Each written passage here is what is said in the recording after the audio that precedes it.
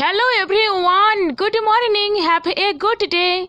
কেমন আছো তোমরা সবাই? আই হোপ তোমরা সকলে খুব ভালো আছো, আর আমিও ভালো আছি। আসো, আজ একটা নিউ ক্লাস নিয়ে এসেছি। তো দেখো, আধুনিক ভারত থেকে আজ একটা টপ ক্লাস। এই ক্লাসটি তোমাদের হেল্প হবে NTA UGC net CRF set এক্সামের জন্য, সাথে school service commission SSC and MSc অর্থাৎ মাদ্রাসা সার্ভিস কমিশনের যে এক্সাম হয় এসএলএসটি, ওকে, এই এক্সামের জন্যে 19, 11, 12 আর সাথে WBPSC assistant master and mistress যে নিয়োগ করা হবে, যার নোটিশ পিএসসির ওয়েবসাইটে দিয়েছে। তো সেখানে রয়েছে, তোমরা যখন আর কি সিলেবাস দেখবে পিএসসি অ্যাসিস্ট্যান্ট মাস্টার মিস্ট্রেস, আমি যদিও ইউটিউবে দিয়েছি আমার চ্যানেলে, তো দেখো সেখানে কিন্তু আধুনিক ভারতে গ্রুপ সিতে আধুনিক ভারতে রয়েছে, ঠিক আছে, আধুনিক ভারতে রয়েছে 1757 থেকে 1947 খ্রিস্টাব্দ। তো আমরা আজকে পড়ব 1757 থেকে, যে ভারতে বাংলার গভর্নর জেনারেল, তারপর ভারতের গভর্নর জেনারেল, তারপর ভারতের ভাইসরয়গণ, তাদের কথা, ঠিক আছে। তো ফার্স্ট ক্লাস অর্থাৎ ফার্স্ট পয়েন্ট শুরু করছি। দেখো, বাংলার governor of Bengal, okay, Robert Clive ছিলেন বাংলার প্রথম গভর্নর। না, প্রথম না, রজার ড্রেক থেকে শুরু হয়েছে। তো আমরা রবার্ট ক্লাইভ থেকে আলোচনাটা শুরু করছি, ঠিক আছে। তার আগে একটা ছোট্ট ভূমিকা স্বরূপ দিয়ে রাখি যে পলাশীর যুদ্ধ হয় 1757 খ্রিস্টাব্দে, আর বক্সারের যুদ্ধ হয় 1764 খ্রিস্টাব্দে, ঠিক আছে, এটা তো আমরা সকলেই জানি। তো 1757 খ্রিস্টাব্দে পলাশীর যুদ্ধে এবং 1764 খ্রিস্টাব্দে বক্সারের যুদ্ধে জয়লাভ করে ইংরেজ ইস্ট ইন্ডিয়া কোম্পানি নতুন রাজনৈতিক ও সামরিক বলে বলীয়ান হয়ে ওঠে। এই সময় কোম্পানি ইচ্ছে করলেই সুবা বাংলা অর্থাৎ বাংলা, বিহার, উড়িষ্যা, অযোধ্যা ও দিল্লির সিংহাসন জয় করতে পারত, কারণ তখন 1765 খ্রিস্টাব্দে অর্থনৈতিক, প্রশাসনিক ও সামরিক সমস্ত দিক দিয়েই সুবে বাংলা ইংরেজদের করতলগত হয়েছে, ঠিক আছে। দ্বিতীয়ত কারণ, বক্সারের যুদ্ধে পরাজিত অযোধ্যার রাজা ইংরেজদের অনুগত মিত্র রাজ্যে পরিণত হয়েছেন এবং ওই একই যুদ্ধে পরাজিত দিল্লির মোগল সম্রাট কোম্পানির বৃত্তিভোগীতে পরিণত হয়েছেন, ঠিক আছে। তো রবার্ট ক্লাইভ কী করলেন, তিনি বিচক্ষণতায় ইস্ট ইন্ডিয়া কোম্পানি এই সময়ে ভারতের সাম্রাজ্য বিস্তারের পথে না গিয়ে তাদের বৃত্তিভোগী মোগল সম্রাট শাহ আলমের কাছ থেকে 1765 খ্রিস্টাব্দে বাংলা, বিহার, উড়িষ্যার দেওয়ানি নিয়ে নিজেদের রাজনৈতিক শক্তিকে সংহত করে এবং নিজেদের অর্থনৈতিক শক্তিকে সুদৃঢ় করে, ঠিক আছে। তো আমরা আজকে আমাদের মূলত আলোচনার বিষয় হয়ে যাবে বাংলার গভর্নর, তার আমলে কি গুরুত্বপূর্ণ ঘটনা ঘটেছে, তারপর বাংলার গভর্নর জেনারেল কে ছিলেন, তার আমলে গুরুত্বপূর্ণ যে সমস্ত গুরুত্বপূর্ণ ঘটনাবলী ঘটেছে সেগুলো আমরা জেনে নেব, কারণ পরীক্ষাতে এইভাবেই এখান থেকে প্রচুর প্রশ্ন আসে, ঠিক আছে। উদাহরণস্বরূপ দিয়ে দিচ্ছি, ডব্লিউবি সেট এক্সামে এসেছিল বিধবা বিবাহ আইন কার সময় পাশ হয়, তো তার উত্তর হয়ে যাবে লরেট ক্যানিং, ঠিক আছে। অনেকে ডালহৌসি দিয়ে এসেছে, কিন্তু ডালহৌসির সময় সে খসড়া করা হয় আর লরেট ক্যানিংয়ের সময় তা পাশ হয়, ঠিক আছে। কমিশন কিন্তু আনসার লরেট ক্যানিংকেই দিয়েছে, মানে লরেট ক্যানিংকে সঠিক অপশন বলে গণ্য করেছে, ঠিক আছে। আর সেই সাথে শুনে রাখো, যারা এই ইউটিউবে আজকে আমার চ্যানেলটি প্রথমবার ভিজিট করছো, প্রথমবার ক্লাসে আসছো, তারা অবশ্যই চ্যানেলটা সাবস্ক্রাইব করে রাখো। আর নেট সেটের বইসমূহ স্ট্র্যাটেজি কী হবে, তারপর বিভিন্ন গুরুত্বপূর্ণ আপডেটস, নেটের 2023-এর PYQ, তাছাড়া সেটের পুরো PYQগুলো করিয়ে দেওয়া হয়েছে ইতিহাসের, তো তোমরা দেখে নাও। আর অ্যাসিস্ট্যান্ট মাস্টার যারা দেবে, মাস্টার মিস্ট্রেস, তাদেরও সিলেবাস আলোচনা করা হয়েছে, তো দেখে নিও, ঠিক আছে। তো আজ গুরুত্বপূর্ণ আলোচনা আমি শুরু করছি। রবার্ট ক্লাইভ 1757 থেকে 1760 খ্রিস্টাব্দ। 1 নম্বর পয়েন্ট, পলাশের যুদ্ধ 1757 খ্রিস্টাব্দে হয়। 1757 23 জুন বাংলায় কর্তৃত্ব স্থাপিত করে পলাশীর যুদ্ধের ফলে তারা কোম্পানি ও তার কর্মচারীদের বিপুল উপঢৌকন দিয়ে মির্জাফর 1757 খ্রিস্টাব্দে বাংলার মসনদে বসেন। ঠিক আছে, মির্জাফর কবে মসনদে বসেন? 1757 থেকে 1760 খ্রিস্টাব্দে। তারপর নিজামের কাছ থেকে উত্তর সরকার জয়। এই যে রবার্ট ক্লাইভ রয়েছেন 1757 থেকে 1760 খ্রিস্টাব্দ, তার সময় এই গুরুত্বপূর্ণ ঘটনাগুলি ঘটছে, আমরা এভাবেই পড়ছি। তৃতীয় কর্ণাটকের যুদ্ধে উত্তর সরকার জয় করে নিয়েছে। তৃতীয় কর্ণাটকের যুদ্ধ ঘটে এই সময় 1756 থেকে 1763।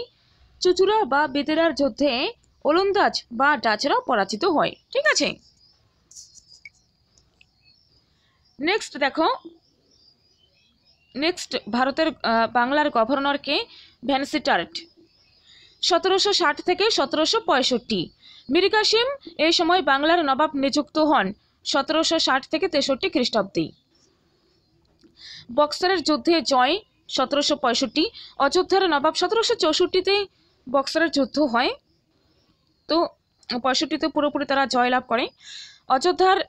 বক্সারের যুদ্ধ হয়েছিল। অযোধ্যার নবাব সুজা-উদ-দৌলা, দিল্লির বাদশাহ দ্বিতীয় শাহ আলম এবং মীর কাসিম এই তিনজনের মিলিত বাহিনীর, আর সাথে বিপরীত পক্ষে রয়েছে ইংরেজরা। ঠিক আছে, নেক্সট মির্জাফর পুনরায় বাংলার নবাব হন 1763 থেকে 1765 খ্রিস্টাব্দ। তো এখানে দেখো, প্রথমে মির্জাফর 1757 থেকে 60 তিনি মসনদে বসেন, নবাব হন।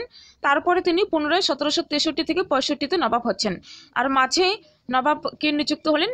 মাঝখানে নবাব নিযুক্ত হলেন মীর কাসিম। ঠিক আছে,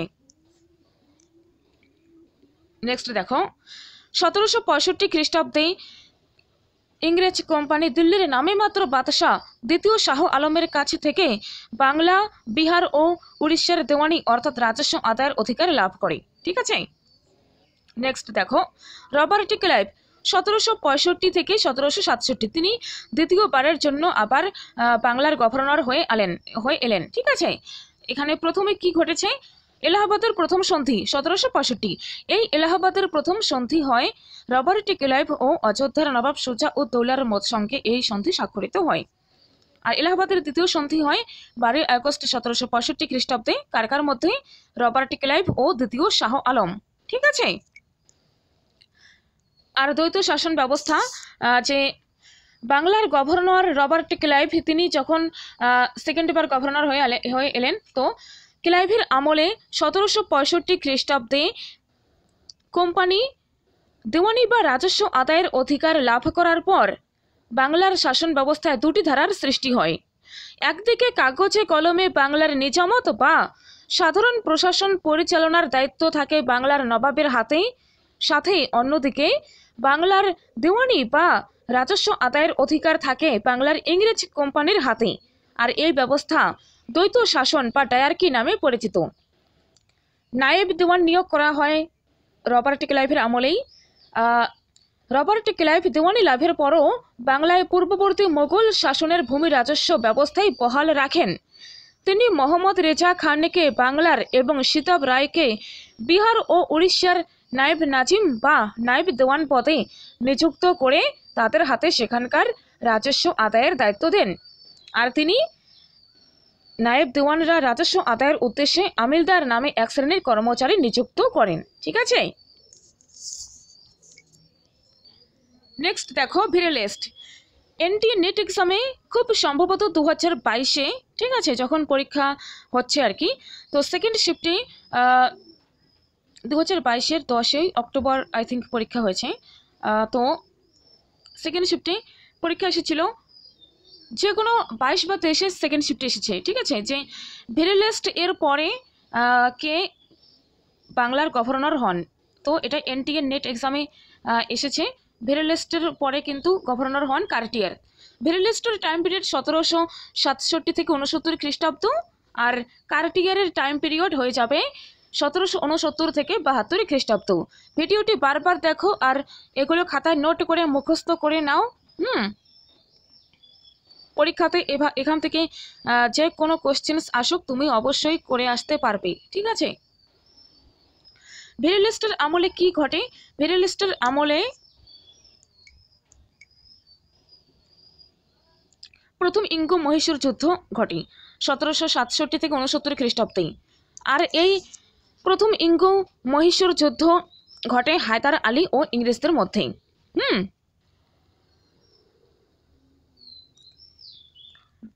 হায়দার আলী এবং ইংরেজদের মধ্যে 1761 খ্রিস্টাব্দে হায়দার আলীর উত্থান ঘটলে দাক্ষিণাত্যের অপর তিন শক্তি ইংরেজ, মারাঠা ও হায়দ্রাবাদের নিজাম আতঙ্কিত হয়ে ওঠে এবং হায়দারের বিরুদ্ধে তারা একটি শক্তিজোট গঠন করে 1766 খ্রিস্টাব্দে। 1767 খ্রিস্টাব্দে প্রথম মহীশূর যুদ্ধ 1767 থেকে 69 শুরু হয়।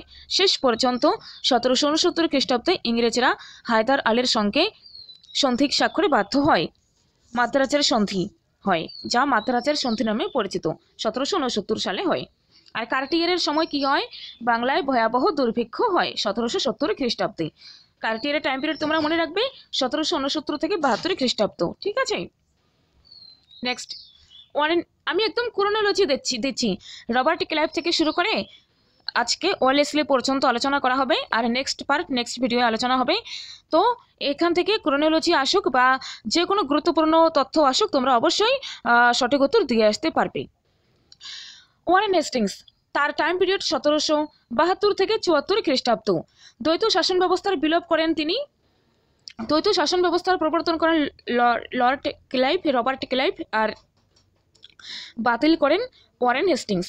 দ্বৈত শাসন ব্যবস্থার বিলোপ, বোর্ড অফ রেভিনিউ গঠিত করেন, অন্যান্য প্রশাসনিক সংস্কার করেন।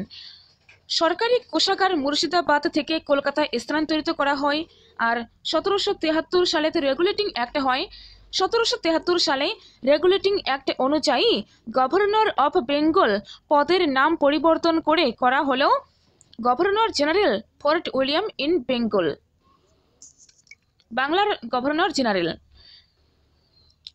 বাংলার প্রথম গভর্নর জেনারেল ওয়ারেন হেস্টিংস। ঠিক আছে, তিনি 1772 এসে 1785 খ্রিস্টাব্দ পর্যন্ত ছিলেন। তার মধ্যে 1772 থেকে 74 তিনি ছিলেন বাংলার গভর্নর হিসেবে, আর 1774 থেকে 1785 খ্রিস্টাব্দ পর্যন্ত এই 10-11 বছর তিনি ছিলেন প্রথম গভর্নর জেনারেল হিসেবে, বাংলার প্রথম গভর্নর জেনারেল। বাংলার প্রথম গভর্নর জেনারেল 1774 থেকে 85। তার সময়ে যে গুরুত্বপূর্ণ বিভিন্ন ঘটনা ঘটে তা হয়ে যাবে রোহিলা যুদ্ধ 1774, প্রথম মারাঠা যুদ্ধ 1775 থেকে 82 খ্রিস্টাব্দে হয়। আর মারাঠা নেতৃবৃন্দ মাধব রাও। প্রথম মারাঠা যুদ্ধের কথা কি আমি এখানে বলে রাখি। প্রথম ইঙ্গো মারাঠা যুদ্ধ, যে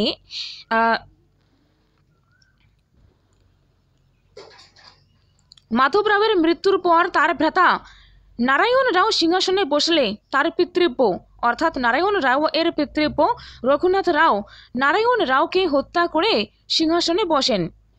এর ফলে ক্ষুব্ধ মারাঠা নেতৃবৃন্দ রঘুনাথ রাওকে সিংহাসন থেকে বিতাড়িত করেন এবং মৃত নারায়ণ রাও এর শিশুপুত্র মাধব রাও নারায়ণকে সিংহাসনে বসান। অর্থাৎ রঘুনাথ রাও তার পিতৃব্য নারায়ণ রাওকে হত্যা করে সিংহাসনে বসেন। আর এতেই মারাঠা নেতৃবৃন্দ ক্ষুব্ধ হয়ে রঘুনাথ রাওকে সিংহাসন থেকে বিতাড়িত করে সে মৃত নারায়ণ রাও এর শিশুপুত্র মাধব রাও নারায়ণকে সিংহাসনে বসান। তখন রঘুনাথ রাও কি করলেন? তিনি বোম্বাই এর ইংরেজ কর্তৃপক্ষের শরণাপন্ন হন এবং দুপক্ষে সুরাটের সন্ধি 1775 স্বাক্ষরিত হয়। তখন রঘুনাথের পক্ষ নিয়ে ইংরেজ সেনাদল পুনায় ঢুকে পড়ে। এর ফলে প্রথম ইঙ্গো মারাঠা যুদ্ধের সূচনা হয় 1775 খ্রিস্টাব্দে। কয়েক বছর যুদ্ধ চলার পর 1782 খ্রিস্টাব্দে সলবাইয়ের সন্ধি দ্বারা এই যুদ্ধ বন্ধ হয়। সন্ধির শর্তানুসারে ইংরেজরা মাধব রাও নারায়ণকে পেশোয়া বলে স্বীকার করে ও রঘুনাথ রাও এর পক্ষ ত্যাগ করে। ঠিক আছে, এছাড়া তারা সলসেট বেসিন ও বোম্বাই সন্নিহিত কিছু স্থান লাভ করে ইংরেজরা। ঠিক আছে, তো সলবাইয়ের সন্ধির গুরুত্ব বলে দিলাম। সলবাইয়ের সন্ধি 1782-তে হয়েছিল, আর মাধব রাও নারায়ণ পেশোয়া বলে স্বীকৃত হন। ঠিক আছে, নেক্সট দ্বিতীয় মহীশূর যুদ্ধ হয় 1784 খ্রিস্টাব্দে। এগুলো ওয়ারেন হেস্টিংসের সময় ঘটা গুরুত্বপূর্ণ ঘটনা। 1780 থেকে 1784। পিটস ইন্ডিয়া অ্যাক্ট 1784। নিলামের ভিত্তিতে জমি ইজারা দেওয়া শুরু হয় এখন থেকেই। আর হেস্টিংসের পৃষ্ঠপোষকতায় স্যার উইলিয়াম জোন্স কলকাতা হবে এটি, ওকে। তো কলকাতায় এশিয়াটিক সোসাইটি অফ বেঙ্গল প্রতিষ্ঠা করেন 1784 খ্রিস্টাব্দে। এটি এনটিএ নেট এক্সামে বহুবার এসেছে, তাছাড়াও সেটে আসে। এটি খুব গুরুত্বপূর্ণ একটি বিষয়, মনে রাখবে। নেক্সট, 1784 সালে কলকাতায় সুপ্রিম কোর্ট প্রতিষ্ঠিত হয়েছিল, যার প্রথম প্রধান বিচারপতি ছিলেন স্যার এলিজা এমপি। এই যে সুপ্রিম কোর্ট, এটিও কিন্তু নেটের PYQ নেটে এসেছে প্রিভিয়াস ইয়ারে, তোমরা দেখে নেবে, ওকে। স্যার জন ম্যাকফারসন কার্যনির্বাহী গভর্নর জেনারেল, তিনি ছিলেন কার্যনির্বাহী গভর্নর জেনারেল। তার টাইম পিরিয়ড 1785 থেকে 1786। আর এবার আসবে লর্ড কর্নওয়ালিস। লর্ড কর্নওয়ালিস সম্পর্কে আমরা জেনে নিই। লর্ড কর্নওয়ালিস সম্পর্কে জানতে গেলে তোমাদের এখানে প্রচুর ইনফরমেশন আসবে। দেখো যে ওয়ারেন হেস্টিংস পাঠশালা বন্দোবস্ত 1772 আর একশালা বন্দোবস্ত 1777 যথেষ্ট ত্রুটিপূর্ণ ছিল। পাঠশালা ও একশালা বন্দোবস্তের ত্রুটিগুলি দূর করার উদ্দেশ্যে 1784-তে পিটের ভারত শাসন আইনে জমিদারদের সঙ্গে স্থায়ী ভূমি বন্দোবস্তের কথা বলা হয়। ইংল্যান্ডের পরিচালক সভাও বাংলার স্থায়ীভাবে ভূমি রাজস্ব ব্যবস্থা প্রবর্তনের নির্দেশ দিয়ে কর্নওয়ালিসকে 1786 খ্রিস্টাব্দে ভারতে পাঠান। লর্ড কর্নওয়ালিস বড়লাট হয়ে ভারতে আসেন 1786 খ্রিস্টাব্দে। এসেই তিনি এদেশের ভূমি রাজস্ব সম্পর্কে বিস্তৃত অনুসন্ধান ও আলোচনা চালান। এর মধ্যেই ঘটে শোর গ্রান্ট বিতর্ক, তারপর 10 শালা বন্দোবস্ত। জমির বন্দোবস্ত বিষয়ে দীর্ঘ আলাপ আলোচনার পর তিনি 1789 খ্রিস্টাব্দে 10ই ফেব্রুয়ারি বাংলা ও বিহারের এবং 1790 খ্রিস্টাব্দে উড়িষ্যার ও জমিদারদের সঙ্গে 10 বছরের জন্য জমি বন্দোবস্তের কথা ঘোষণা করেন। এই ব্যবস্থা ইতিহাসে 10 শালা বন্দোবস্ত নামে পরিচিত, রাইট।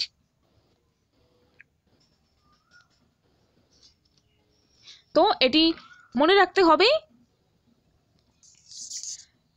তো লর্ড কর্নওয়ালিস কবে আসেন? 1786 থেকে 93। তৃতীয় মহীশূরের যুদ্ধ হয় 1792 থেকে 92 খ্রিস্টাব্দে এবং শ্রীরঙ্গপত্তনমের সন্ধি ঘটে। এটাও কিন্তু নেট এক্সামে এসেছে, ঠিক আছে। আর 1793 খ্রিস্টাব্দে, এটা তো অবশ্যই আসে ডোমিনেটেড এরিয়া, ঠিক আছে। 1793 খ্রিস্টাব্দে 22 মার্চ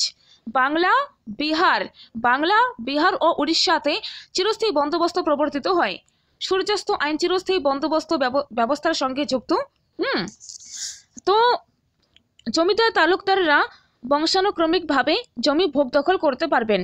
আর চিরস্থায়ী বন্দোবস্তের এগুলো শর্ত আর কি, ঠিক আছে।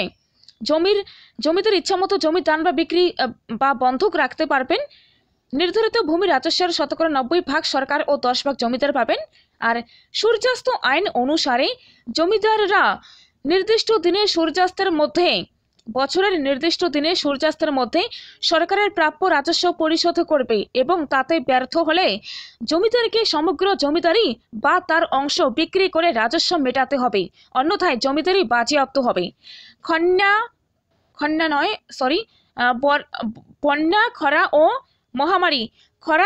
বন্যা ও মহামারী বা অন্য কোনো প্রাকৃতিক বিপর্যয়েও রাজস্ব মুকুব হবে না। ভূমি রাজস্বের পরিমাণ 1793 খ্রিস্টাব্দের হারেই বহাল থাকবে। তো এর বিভিন্ন সুফল কুফল দিক ছিল, ফলাফল।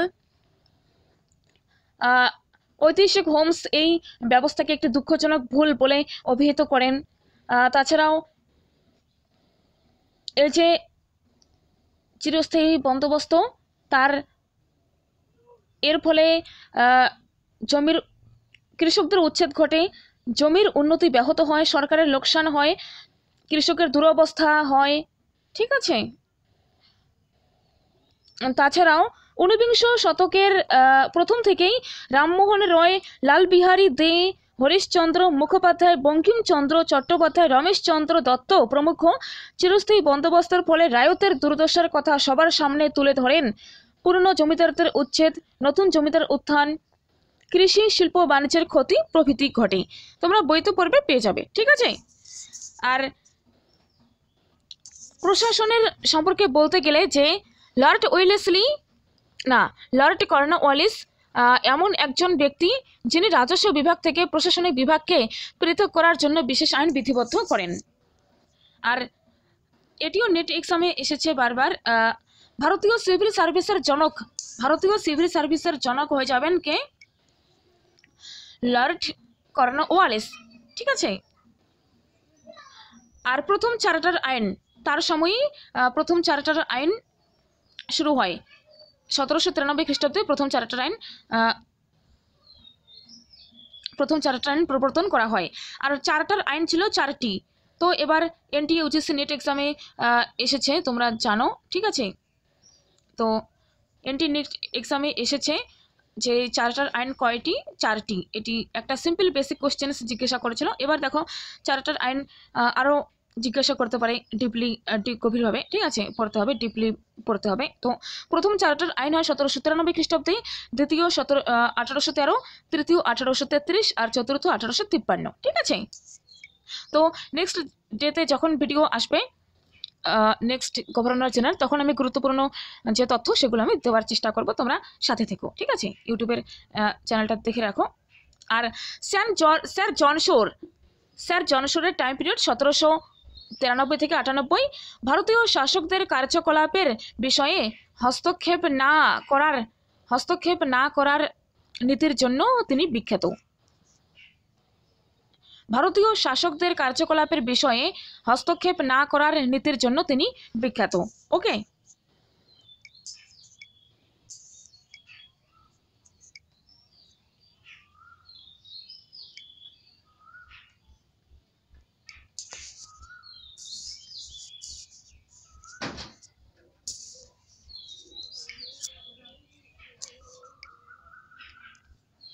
নেক্সট দেখো লর্ড ওয়েলেসলি।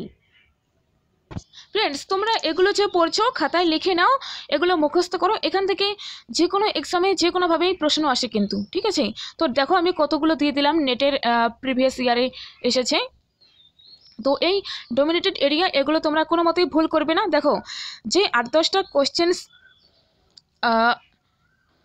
ডিপলি আসে বা অন্যান্য বিভিন্ন অ্যাডভান্স লেভেল বিভিন্ন রেফারেন্স বুক থেকে আসে, সেগুলোর কথা বাদই দিলাম। কিন্তু এই যে ডোমিনেটেড এরিয়া, এখান থেকে প্রশ্ন আসলে তোমরা একদম ভুল করবে না, সঠিক করে আসবে, ঠিক আছে। এই প্রশ্নগুলো ভালো করে পড়লে, এই বিষয়গুলো ভালো করে তোমরা জানলে অবশ্যই তোমাদের এক্সাম ক্লিয়ার হবে। আর একটা কথা বলে যে শিক্ষার শেকড়ের স্বাদ তেতো হলেও এর ফল মিষ্টি। তো এখন একটু কষ্ট করে পড়ো, আর ডেইলি পড়ো। প্রতিদিন 12 ঘন্টা বা 8 ঘন্টা এভাবে পড়তে পারবে না যে পরীক্ষার 1 মাস আগে থেকে পড়বো এক্সাম কোয়ালিফাই হবে, এমন করে কিন্তু হয় না। তোমরা এখন থেকে প্রতিদিন 1 ঘন্টা, আধ ঘন্টা, 2 ঘন্টা, যতক্ষণ টাইম পারো ততক্ষণ পড়ো। কেউ হয়তো কোনো জব করো, পার্ট টাইম জব করো, সেটাও পড়তে পারো। কেউ বা যারা ম্যারিড মহিলা রয়েছেন, যে অনেকে বলে যে তারা ম্যারিড কিন্তু এক্সাম কোয়ালিফাই করতে চায়, তো তারাও ডেইলি পড়তে হবে, ঠিক আছে। তো ডেইলি বেসিসে একটু একটু করে পড়ো, তাহলে তোমাদের অবশ্যই অনেকটা হেল্প হবে। যে বিন্দু বিন্দু জলে সিন্ধু হয়, অর্থাৎ প্রতিদিন একটু একটু করে পড়লে একদিন দেখবে যে সিলেবাস তুমি অনেকটাই কভার করে ফেলেছো, ঠিক আছে। আমি এটাই বোঝাতে চাইছি, ঠিক, আশা করি বুঝতে পেরেছো। দেখো লর্ড ওয়েলেসলি সম্পর্কে আমরা জেনে নেবো এবার। লর্ড ওয়েলেসলির টাইম পিরিয়ড হয়ে যাবে 1798 থেকে 1805 খ্রিস্টাব্দ। তিনিও কিন্তু 2বার এসেছেন, ঠিক আছে, গভর্নর জেনারেল হয়ে। তো সেটি পরে আলোচনা করে দেব।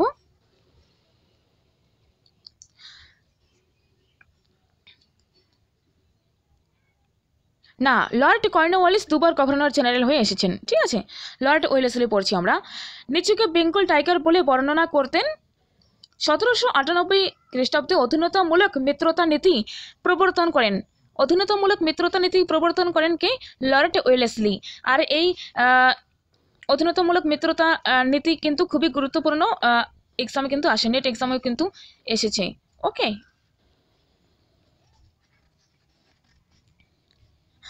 নেক্সট, আর নিজাম, হায়দ্রাবাদের নিজাম এই চুক্তিতে প্রথম স্বাক্ষর করেন অধীনতামূলক মিত্রতা নীতিতে। ঠিক আছে, প্রশ্ন আসে কে প্রথম স্বাক্ষর করেন। আর চতুর্থ ইঙ্গো মহীশূরের যুদ্ধ হয় 1799 খ্রিস্টাব্দে। টিপু সুলতান এতে পরাজিত ও নিহত হন। মহীশূরের সিংহাসনে ফিরে আসে পুরনো ওদেয়ার বংশ। ঠিক আছে, আর বেসিনের সন্ধি হয় 1802 খ্রিস্টাব্দে। বেসিনের সন্ধি হয় দ্বিতীয় বাজিরাও ও লর্ড ওয়েলেসলির মধ্যে। আর 1803 থেকে 1805 খ্রিস্টাব্দে আবার দ্বিতীয় ইঙ্গো মারাঠা যুদ্ধ শুরু হয়। ঠিক আছে, আর একটা কথা বলতে আমি ভুলে গেছি, যে দেখো আমি যে এখানে পড়ালাম প্রথম মাদ্রাজের সন্ধি হয়, মাদ্রাজের যুদ্ধ, প্রথম ইঙ্গো মহীশূর যুদ্ধ কার সময় হয়, ভিরেলেস্টের সময়। তারপর দ্বিতীয় ইঙ্গো মহীশূর যুদ্ধ কার সময় হয়, ওয়ারেন হেস্টিংসের সময়। ওয়ারেন হেস্টিংসের সময় দ্বিতীয় ইঙ্গো মহীশূর যুদ্ধ হয়। এভাবে কিন্তু পরীক্ষাতে আসে। ঠিক আছে, এভাবে পরীক্ষাতে আসে। তো আর তৃতীয় মহীশূরের যুদ্ধ হয় লর্ড কর্নওয়ালিসের সময়, একজন গভর্নরের সময় কিন্তু নয়। ঠিক আছে, তিন যখন যার টাইম পড়ে তখন তিনি আসেন, আর তখনই এই ঘটনাগুলো এখানে ঘটছেই। কিন্তু এই ঘটনা যে রয়েছে ভারতে, সেগুলো কিন্তু ঘটছেই। আর তারা যে আসছেন গভর্নর হয়ে, গভর্নর জেনারেল হয়ে, তাদের টাইম পিরিয়ডটা চেঞ্জ হচ্ছে। ঠিক আছে, আশা করি বুঝতে পারলে তোমরা। আর তাঞ্চোর ও কর্ণাটক জয়ের পরে মাদ্রাস প্রেসিডেন্সি গঠিত হয় 1801 খ্রিস্টাব্দে। ঠিক আছে, তো আজকে এ পর্যন্তই। Next sir George Barlow, Lord Minto, তারপরে লর্ড মিন্টো প্রথম 1807 থেকে 1813, লর্ড হেস্টিংস 1813 থেকে 23, Lord Amherst, Lord William Bentinck, যার সময় হয় 17তম রেগুলেশন আইন অনুসারে সতীদাহ প্রথা নিষিদ্ধ হয়। তারপর 1835-এ কলকাতা মেডিকেল কলেজ প্রতিষ্ঠিত হয়। তারপর 1833-এ চার্টার আইন অনুযায়ী যে গভর্নর বাংলার গভর্নর জেনারেল থেকে ভারতের গভর্নর জেনারেল পদ গঠিত হয় এ সম্পর্কে। তারপর 1835 সালে যে ভারত শাসন আইন হয়। তারপর এখানেই রয়েছে তোমাদের ইনফিল্ট্রেশন থিওরি লর্ড মেকলের। ঠিক আছে, তো সেগুলো নেক্সট ডেতে আলোচনা হবে। Charles Metcalfe, Lord Auckland, Afghan যুদ্ধ কবে হয়, লর্ড এলেনবোরা, ভারতের দাসত্ব প্রথা কবে বাতিল হয়। ঠিক আছে, এগুলো নেক্সট ভিডিওয়ে আলোচনা হবে। তারপর লর্ড ডালহৌসি, সত্য বিলোপ নীতি, এগুলো আলোচনা হবে। তোমরা চ্যানেলটা সাবস্ক্রাইব করে রাখো। তারপর লর্ড ক্যানিং তো আসবেই।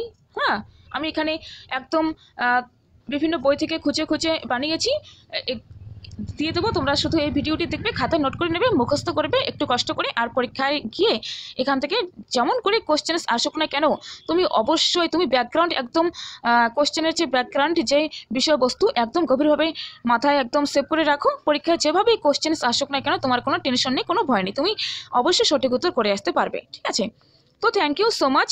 ভিডিওটি ভালো লাগলে অবশ্যই লাইক করবে, আর ফিডব্যাকটি দেবে কেমন লাগলো আজকের ভিডিওটি। ঠিক আছে, এমন আরও ভিডিও পেতে চাও।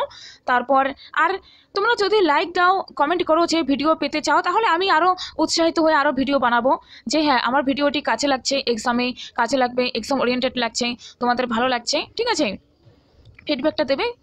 তো থ্যাংক ইউ সো মাচ, দেখা হবে নেক্সট ভিডিওয়। আর তোমরা কিন্তু এই যে এগুলো পড়বে, আর ফ্রেন্ডসদের সাথে ভিডিও শেয়ার করে দেবে, লাইক করবে, কমেন্ট করবে, আর মাস্ট সাবস্ক্রাইব করে রাখবে। ঠিক আছে, তো thank you so much, take care.